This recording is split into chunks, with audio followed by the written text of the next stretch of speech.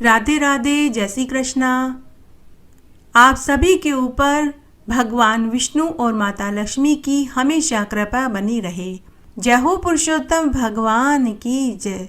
एक बार आप भी मेरे साथ प्रेम से, भाव से पुरुषोत्तम भगवान के नाम का जयकारा लगाइए।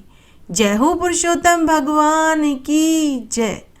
आइए अब हम पुरुषोत्तम मास का 28वां अध्याय सुनते हैं। इस अध्याय में हम वानर योनिधारी करदय ब्राह्मण को दिव्य विमान की प्राप्ति वाला पूरा उल्लेख आएगा।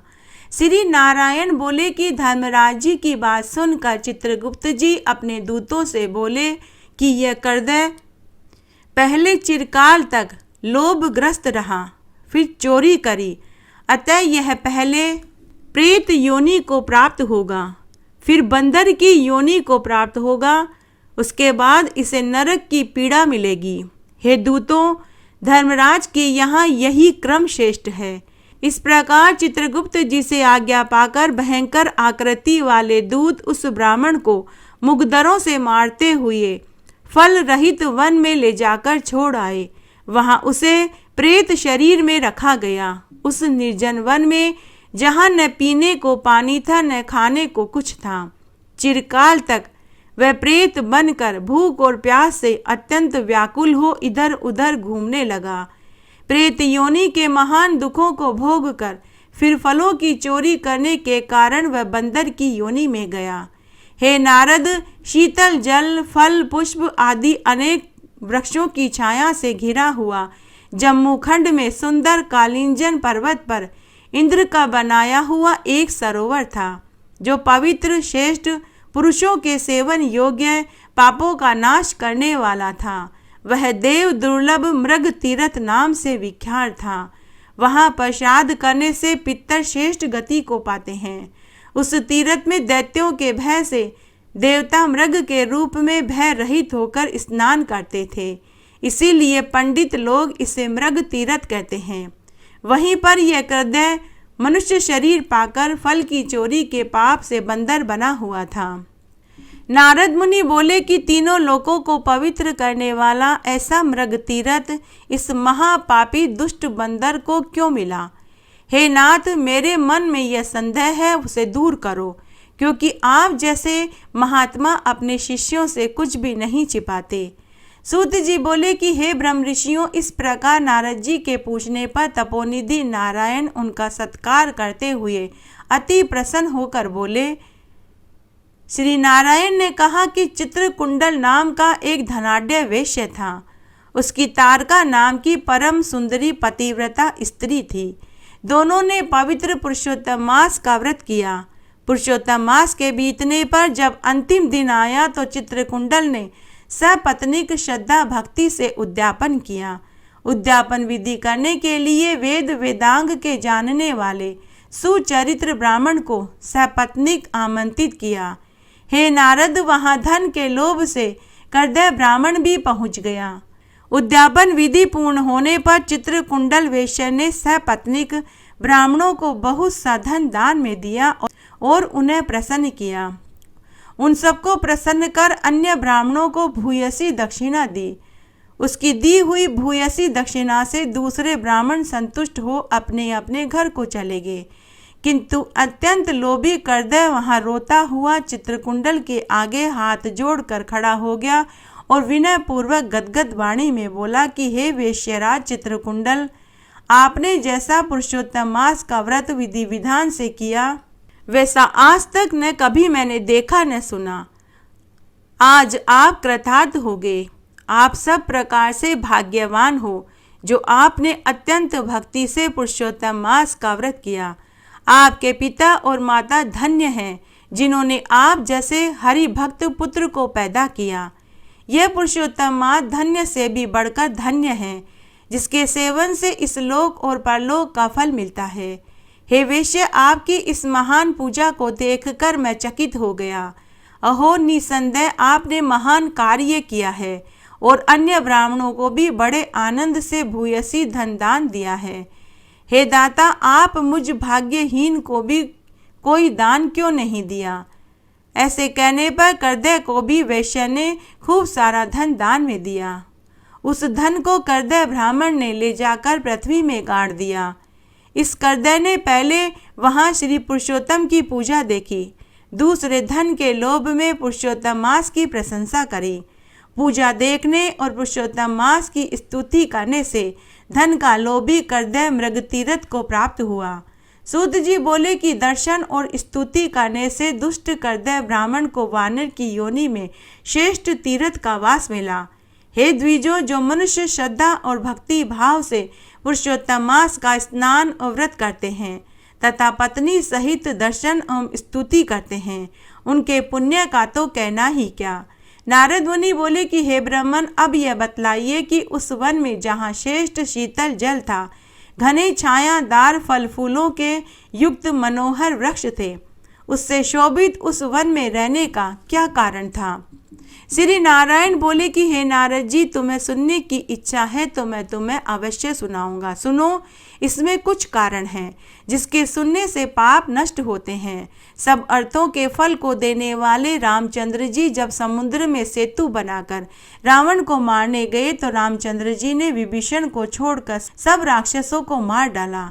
उसके पश्चात अग्नि में शुद्धि कर जानकी को अंगीकार किया। तब रावण के मरने से प्रसन्न हो ब्रह्मा, शिव, इंद्र आदि देवताओं ने रामचंद्र जी से कहा कि हे रामचंद्र जी, आप वरदान मांगिए।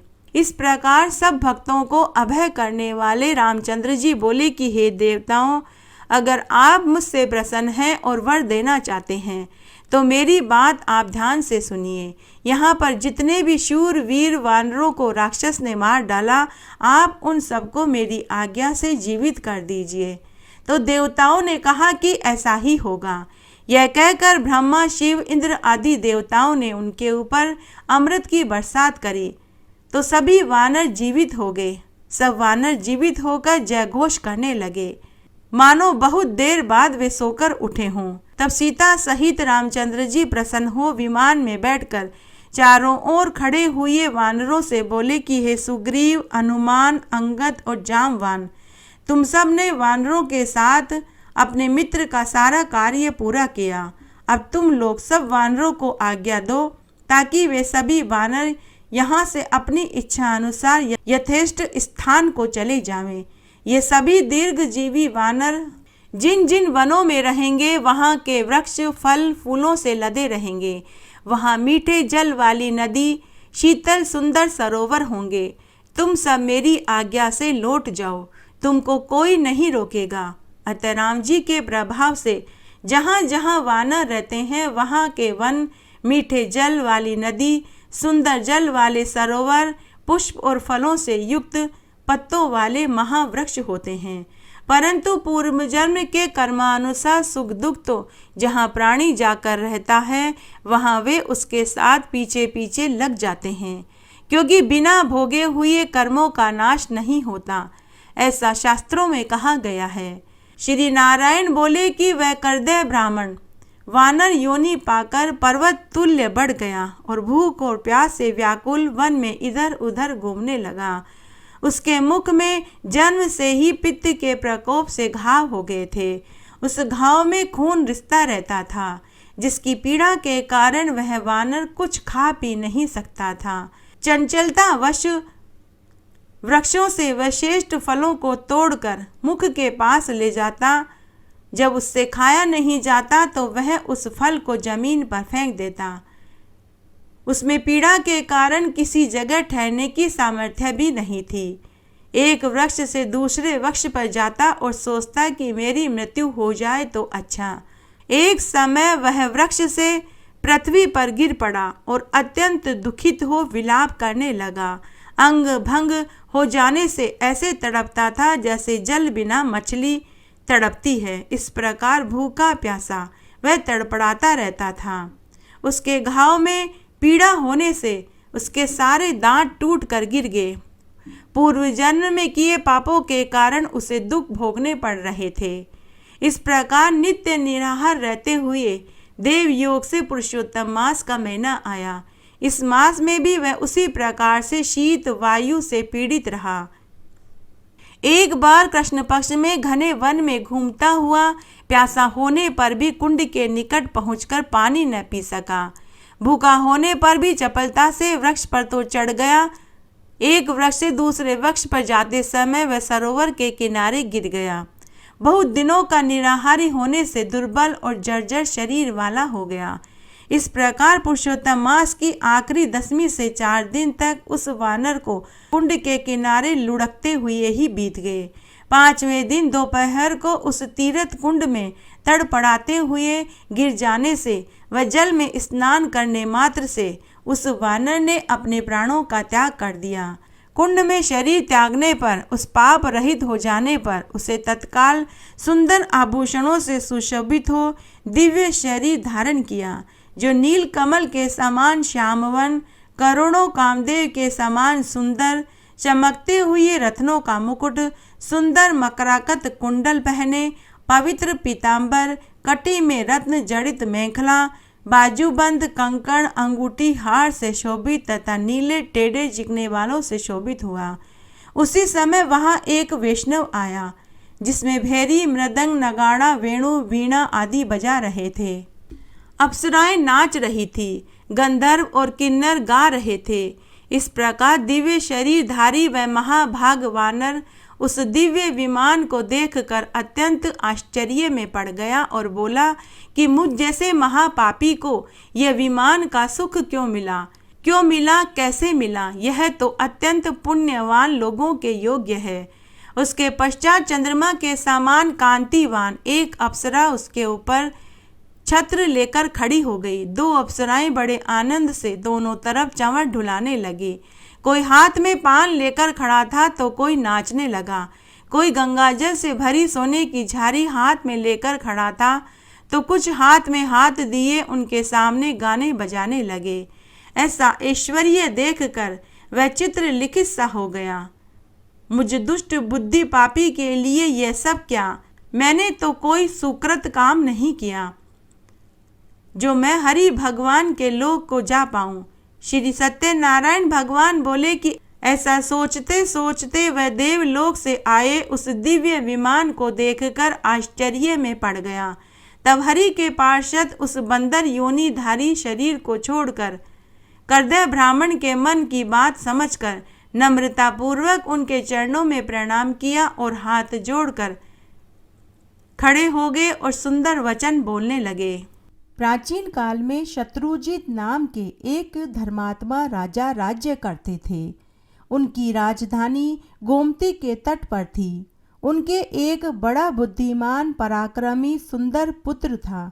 उसका नाम ऋतुध्वज था। एक दिन नैमिषारण्य से गालव मुनि राजा शत्रुजित के दरबार में आए। उनके साथ एक बहुत ही सुंदर दिव्य अश्व था।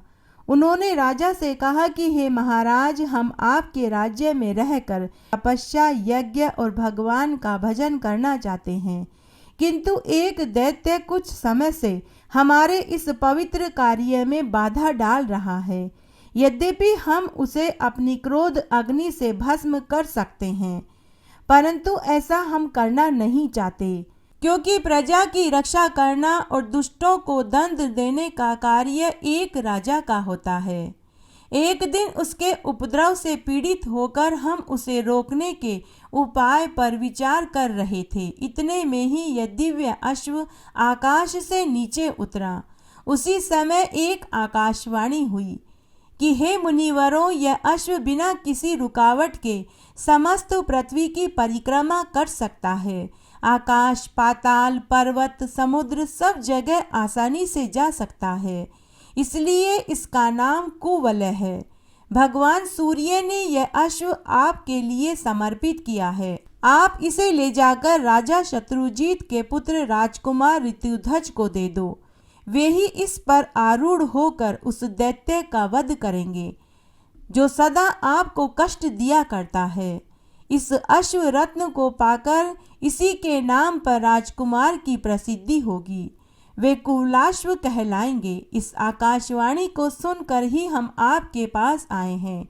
आप इस अश्व को सस्वीकार ग्रहण कीजिए और राजकुमार को इस पर सवार करके हमारे साथ भेज दीजिए, जिससे कि धर्म का लोप न हो पाए।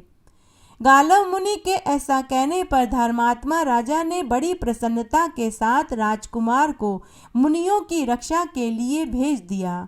महर्षि के आश्रम पर पहुंचकर वे सब ओर से उसकी रक्षा करने लगे। तब एक दिन एक दानव शूकर का रूप धारण करके वहां आया। राजकुमार शीघ्र ही घोड़े पर सवार होकर उसके पीछे दौड़ पड़े। अर्धचंद्राकार बाण से उस पर प्रहार किया। बाण से आहत होकर वह शूकर दैत्य प्राण बचाने के लिए भागा और वृक्षों और पर्वतों से घिरी हुई घनी झाड़ियों में जाकर घुस गया। राजकुमार के अश्व ने उसका पीछा नहीं छोड़ा। दैत्य भागता हुआ सहस्त्रों योजन दूर निकल गया और एक स्थान पर बिल के आकार में दिखाई देने वाली अंधेरी गुफा में कूद पड़ा। अश्वारोही राजकुमार भी उसके पीछे उसी गड्ढे में कूद पड़े। भीतर जाने पर वहां सूअर कहीं दिखाई नहीं पड़ा, बल्कि दिव्य प्रकाश से परिपूर्ण पाताल लोक का दर्शन हुआ। सामने ही इंद्रपुरी के समान एक सुंदर नगर था, जिसमें सैकड़ों सोने के महल शोभा पा रहे थे। राजकुमार ने उसमें प्रवेश किया, किंतु वहां उन्हें कोई मनुष्य दिखाई नहीं दिया। वे नगर में इधर उधर घूमने लगे। घूमते घूमते उन्होंने एक स्त्री को देखा, जो बड़ी ही उतावली के साथ कहीं से आ रही थी। राजकुमार ने उससे कुछ पूछना चाहा, किंतु वह आगे बढ़कर चुपचाप एक महल की सीढ़ियों पर चढ़ गई। ऋतुध्वज ने भी घोड़े को एक जगह बांध दिया और उसी स्त्री के पीछे पीछे महल में प्रवेश कर गए। भीतर जाकर देखा तो वहां सोने का महल बना हुआ था। वहां एक विशाल पलंग था, उस पर एक बहुत सुंदर कन्या बैठी हुई थी, जो अपने सौंदर्य से रति को भी लजा रही थी। दोनों ने एक दूसरे को देखा। दोनों का मन परस्पर आकर्षित हो गया। तभी वह सुंदर कन्या मूर्छित हो गई। तब पहली स्त्री ताड़ का पंखा लेकर उसे हवा करने लगी। जब वह कुछ होश में आई तो राजकुमार ने उसकी मूर्छा का कारण पूछा। तब वह लजा गई। उसने सब कुछ अपनी सखी को बता दिया। तब उसकी सखी ने कहा कि हे प्रभु, देवलोक में गंधर्व राज विश्वावसु सर्वत्र विख्यात है। यह सुंदर कन्या उन्हीं की कन्या मदलालसा है। एक दिन जब वह अपने पिता के उद्यान में घूम रही थी, तब पाताल केतु नामक दानव ने अपनी माया फैलाकर इसे हर लिया और तब से इसका निवास स्थान यही है। सुनने में आया है कि आगामी त्रयोदशी को वह इसके साथ विवाह करेगा। इसी से मेरी सखी अपार कष्ट में है। अभी कल की ही बात है, यह बेचारी आत्महत्या करने को तैयार हो गई। उसी समय कामधेनु ने प्रकट होकर कहा कि बेटी, यह नीच दानव तुम्हें नहीं पा सकेगा। मृत्युलोक में जाने पर उसे जो अपने बाणों से बींध डालेगा वही तुम्हारा पति होगा। यो कहकर माता सुरभि अंतर्ध्यान हो गई। मेरा नाम कुंडला है। मैं इस मदलालसा की सखी हूँ, विंध्यावान की पुत्री और वीर पुष्कर माली की पत्नी हूँ। मेरे पति देवासुर संग्राम में शुंभ के हाथों मारे गए। तब से मैं तपस्विनी का जीवन व्यतीत कर रही हूँ। सखी के स्नेह से इसे यहाँ मैं धीरज बंधाने आई हूँ। सुना है मृत्युलोक के किसी वीर ने पाताल केतु को अपने बाणों का निशाना बनाया है। मैं उसी का पता लगाने गई थी। बात सही निकली। आपको देखकर मेरी सखी के हृदय में प्रेम का संचार हुआ है, किंतु माता सुरभि के कथना अनुसार इसका विवाह उस वीर के साथ होगा जिसने पाताल केतु को घायल किया था। यही सोचकर दुख के मारे मेरी सखी मूर्छित हो गई। जिससे प्रेम हो उसी के साथ विवाह होने पर जीवन सुख में बीतता है। इसका प्रेम तो आपसे हुआ और विवाह दूसरे से होगा, यही इसकी चिंता का कारण है। अब आप अपना परिचय दीजिए, आप कौन हैं और कहाँ से आए हैं। तब राजकुमार ने अपना परिचय दिया तथा उस दानव को बाण मारने और पाताल में पहुंचाने वाली पूरी कथा भी सुनाई। यह सुनकर मदलालसा को प्रसन्नता प्राप्त हुई। उसने लज्जित होकर सखी की ओर देखा, परंतु कुछ बोल न सकी। कुंडला ने उसके मनोभाव को जान लिया और वह बोली कि हे वीरवर, आपकी बात सत्य है। मेरी सखी का हृदय किसी अयोग्य पुरुष की ओर आसक्त हो ही नहीं सकता। कमनीय कांति चंद्रमा में, प्रचंड प्रभा सूर्य में ही मिलती है। आपके लिए गोमाता सुरभि ने संकेत दिया था। आपने ही दानव पाताल केतु को घायल किया है। मेरी सखी आपको पति रूप में प्राप्त करके अपने आप को धन्य मानेगी। कुंडला की बात सुनकर राजकुमार ने कहा कि मैं पिता की आज्ञा के बिना विवाह कैसे कर सकता हूँ। तो कुंडला बोली कि नहीं नहीं, ऐसा मत कहिए, यह एक देव कन्या है। आपके पिताजी इस विवाह से जरूर प्रसन्न होंगे। अब उनसे पूछने और आज्ञा लेने का समय ही कहाँ बचा है। आप विधाता की प्रेरणा से ही यहाँ आए हैं, अतः आप इस संबंध को स्वीकार कीजिए।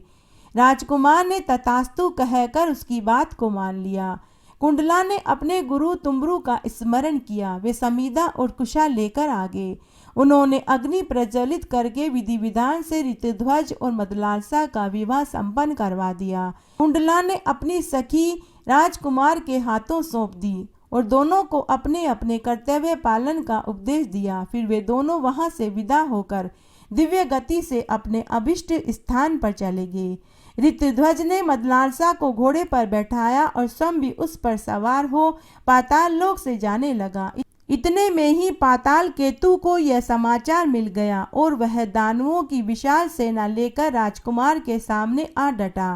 राजकुमार बड़े ही पराक्रमी थे। उन्होंने हंसते हंसते बाणों का जाल बिछा दिया और त्वाष्ट नामक दिव्य अस्त्र का प्रयोग करके पाताल केतु सहित समस्त दानवों को भस्म कर डाला। उसके बाद वे अपने पिता के नगर में पहुंचे। घोड़े से उतरकर उन्होंने माता पिता को प्रणाम किया। मदलालसा ने भी सास ससुर के चरणों में नतमस्तक झुकाया। ऋतुध्वज के मुख से समाचार सुनकर माता पिता बहुत प्रसन्न हुए। उन्होंने पुत्र और पुत्र वधू को हृदय से लगा लिया और उनका मस्तक सूंघने लगे। मदलालसा पति गृह में बड़े सुख से जीवन जीने लगी। वह प्रतिदिन प्रातः काल उठकर सास ससुर के चरणों में प्रणाम करती और पति को अपनी सेवाओं से संतुष्ट रखती थी। तब एक दिन राजा शत्रुजीत ने राजकुमार ऋतुध्वज से कहा कि बेटा, तुम प्रतिदिन प्रातः काल इस अश्व पर सवार होकर ब्राह्मणों की रक्षा के लिए पृथ्वी पर विचरण करो। राजकुमार ने कहा कि बहुत अच्छा, पिता की आज्ञा शिरोधार्य करी। वे प्रतिदिन अपनी पिता की आज्ञा का पालन करने लगे। एक दिन घूमते हुए वे यमुना तट पर गए। वहां पाताल केतु का छोटा भाई ताल केतु आश्रम बनाकर मुनि के वेश में रह रहा था। राजकुमार ने मुनि जानकर उसे प्रणाम किया तो वह बोला कि हे राजकुमार, मैं धर्म के लिए यज्ञ करना चाहता हूँ, किंतु मेरे पास दक्षिणा नहीं है।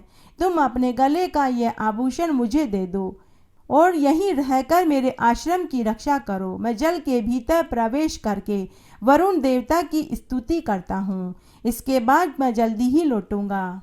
ऐसा कहकर ताल केतु जल में घुस गया और माया से अदृश्य हो गया। राजकुमार उसके आश्रम पर ही ठहर गए। मुनि वेशधारी ताल केतु राजा शत्रुजीत के नगर में गया। वहां जाकर राजकुमार के पिता से कहा कि हे राजन, आपका पुत्र दैत्य के साथ युद्ध करते हुए मारा गया। यह उसका आभूषण है। और ऐसा कहकर वह जैसे आया था उसी प्रकार लौट गया। राजकुमार की मृत्यु का समाचार सुनकर नगर में हाहाकार मच गया। राजा रानी तथा रनिवास की स्त्रियां शोक में डूब गई। मदलालसा ने उनके गले के आभूषण को देखा और पति को मरा हुआ सुनकर तुरंत ही अपने प्राणों को त्याग दिया। राजमहल का शोक दोगुना हो गया। राजा शत्रुजीत ने किसी प्रकार धैर्य धारण किया। रानी तथा अंतःपुर की अन्य लोगों को समझा बुझाकर शांत किया। मदलालसा का दाह संस्कार किया गया। उधर ताल केतु यमलाजल से निकलकर राजकुमार के पास आया और कृतज्ञता प्रकट करते हुए उनको घर जाने की आज्ञा दे दी। राजकुमार तुरंत अपने नगर में पहुंचकर माता पिता को प्रणाम करने लगा। उन्होंने पुत्र को छाती से लगा लिया और उनके नेत्रों में आंसू बहने लगे। राजकुमार को पूरी सच्चाई मालूम हुई। मदलालसा के वियोग से उनका हृदय रो उठा।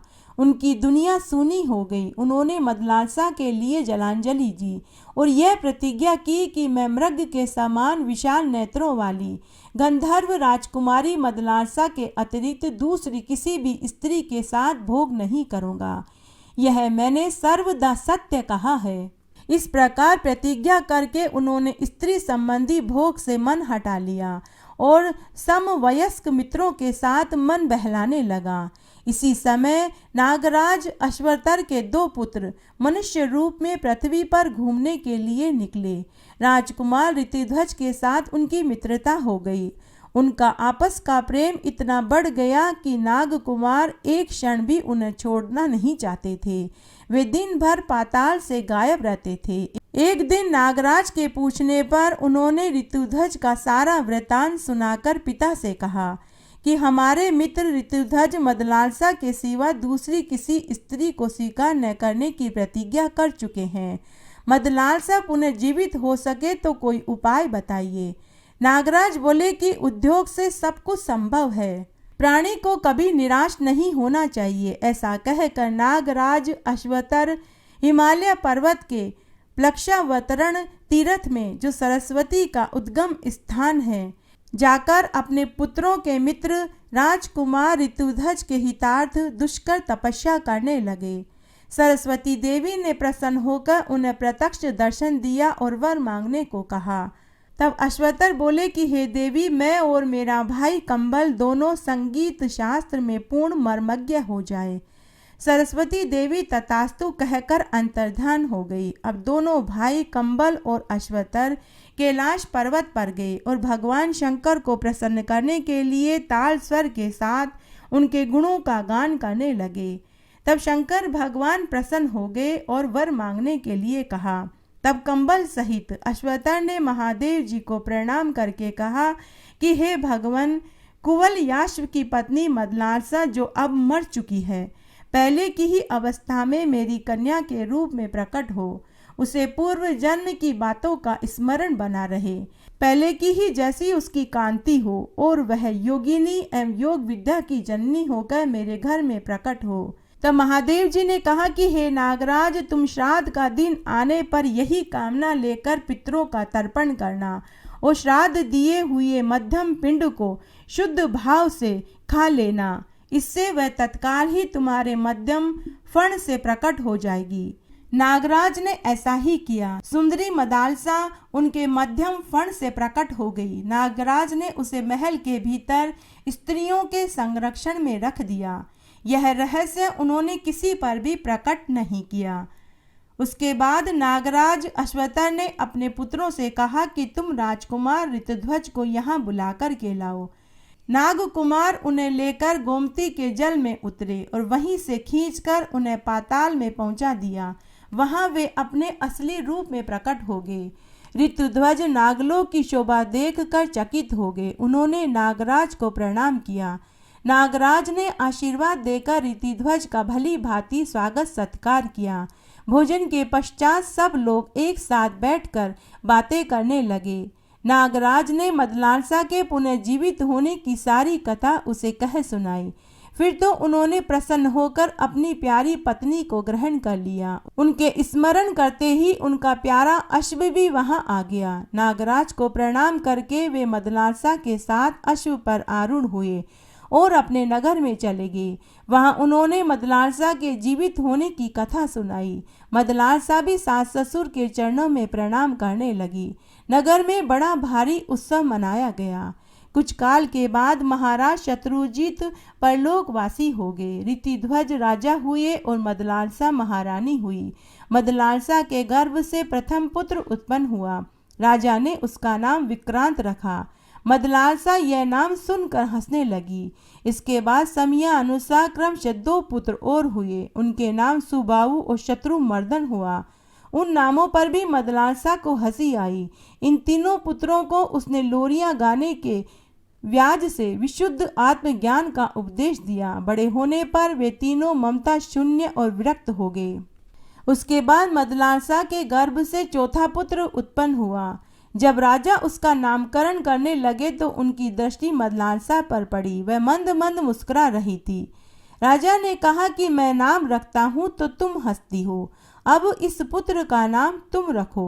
मदलालसा ने कहा कि जैसे आपकी आज्ञा। आपके चौथे पुत्र का नाम मैं अलर्क रखती हूँ। अलर्क यह अद्भुत नाम सुनकर राजा भी हंस पड़े और बोले कि इसका नाम अलर्क यह अद्भुत नाम सुनकर राजा भी ठहाका मारकर हंस पड़े और बोले, इसका क्या अर्थ है? मदलांसा ने उत्तर दिया कि सुनिए, नाम से आत्मा का कोई संबंध नहीं। संसार का व्यवहार चलाने के लिए कोई सा भी नाम कल्पना करके रख लिया जाता है।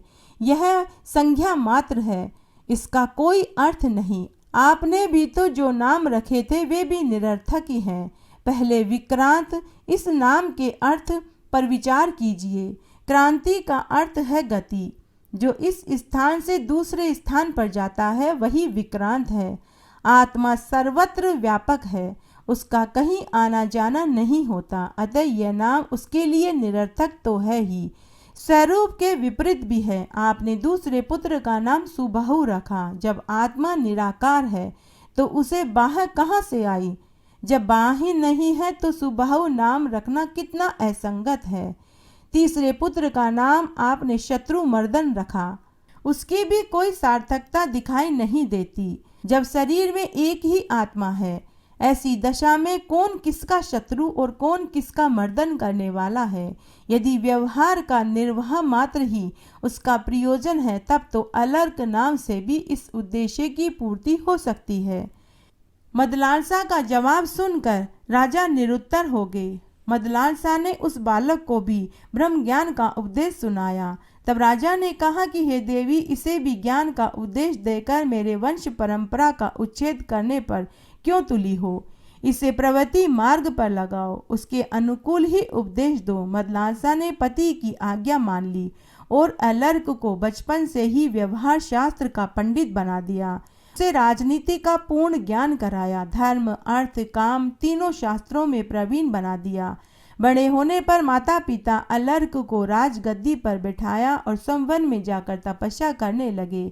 जाते समय मदलांसा ने अलर्क को एक अंगूठी दी और कहा कि जब तुम पर कोई संकट पड़े तो तुम इस अंगूठी के छिद्र से उपदेश पत्र निकाल कर पढ़ना, उसके अनुसार ही कार्य करना। अलर्क ने गंगा यमुना के संगम पर अपने अलर्कपुरी नाम की राजधानी बनाई, जो आजकल ओरल के नाम से प्रसिद्ध है। आइए अब हम पुरुषोत्तम भगवान की आरती सुनते हैं। आरती उतारो मारा पुरुषोत्तम भगवान की, आरती उतारो मारा पुरुषोत्तम भगवान की। ठाकुर जी की सेवा में राम नाम बोलती, ठाकुर जी की सेवा में राम नाम बोलती। गाय की सेवा में मारे गोबर पानी बाड़ा में, गाय की सेवा में मारे गोबर पानी बाड़ा में। आरती उतारो मारा पुरुषोत्तम भगवान की, आरती उतारो मारा पुरुषोत्तम भगवान की। ठाकुर जी की सेवा में गंगा जल जारी में, ठाकुर जी की सेवा में गंगा जल जारी में। गाय की सेवा में मारे दूध भरा चचरी में, गाय की सेवा में मारे दूध भरा चचरी में। आरती उतारो मारा पुरुषोत्तम भगवान की, आरती उतारो मारा पुरुषोत्तम भगवान की। ठाकुर जी की सेवा में तिलक धरा चमचा में, ठाकुर जी की सेवा में तिलक धरा चमचा में। गाय की सेवा में मारे घी धरो घड़ला में, गाय की सेवा में मारे घी धरो घड़ला में। आरती उतारो मारा पुरुषोत्तम भगवान की, आरती उतारो मारा पुरुषोत्तम भगवान की। ठाकुर जी की सेवा में माखन मिश्री दोना में, ठाकुर जी की सेवा में माखन मिश्री दोना में गाय की सेवा में मारे छाछ राबड़ी थाली में। गाय की सेवा में मारे छाछ राबड़ी थाली में। आरती उतारू मारा पुरुषोत्तम भगवान की। आरती उतारू मारा पुरुषोत्तम भगवान की। ठाकुर जी की सेवा में नितूट मंदिर जावती। ठाकुर जी की सेवा में नितूट मंदिर जावती। गाय की सेवा में मारे नित बुआरा लगावती। गाय की सेवा में मारे नित बुआरा लगावती। आरती उतारू मारा पुरुषोत्तम भगवान की। आरती उतारू मारा पुरुषोत्तम भगवान की। ठाकुर जी की सेवा में सखियां खड़ी छे मंदिर में। ठाकुर जी की सेवा में सखियां खड़ी छे मंदिर में। गाय की सेवा में मारे 7 ग्वाला आंगन में। गाय की सेवा में मारे 7 ग्वाला आंगन में। आरती उतारू मारा पुरुषोत्तम भगवान की। आरती उतारू मारा पुरुषोत्तम भगवान की। ठाकुर जी की सेवा में तुलसी माला फेरती। ठाकुर जी की सेवा में तुलसी माला फेरती। गाय की सेवा में मारे गले कुमारी सोना की। गाय की सेवा में मारे गले कुमारी सोना की। आरती उतारू मारा पुरुषोत्तम भगवान की। आरती उतारू मारा पुरुषोत्तम भगवान की। ठाकुर जी की सेवा में बैकुंठा में जावती। ठाकुर जी की सेवा में बैकुंठा में जावती। गाय की सेवा में मैं तो वैतरणी तर जावती। गाय की सेवा में मैं तो वैतरणी तर जावती। आरती उतारू मारा पुरुषोत्तम भगवान की। आरती उतारू मारा पुरुषोत्तम भगवान की। इस तरह आज हमने पुरुषोत्तम मास का 28वां अध्याय सुना। आशा करती हूँ यह आपको ज़रूर पसंद आएगा। मेरे साथ बने रहने के लिए आपका धन्यवाद। आगे आने वाली कथा कहानियों के लिए भी आप इसी तरह मेरे साथ बने रहें। धन्यवाद।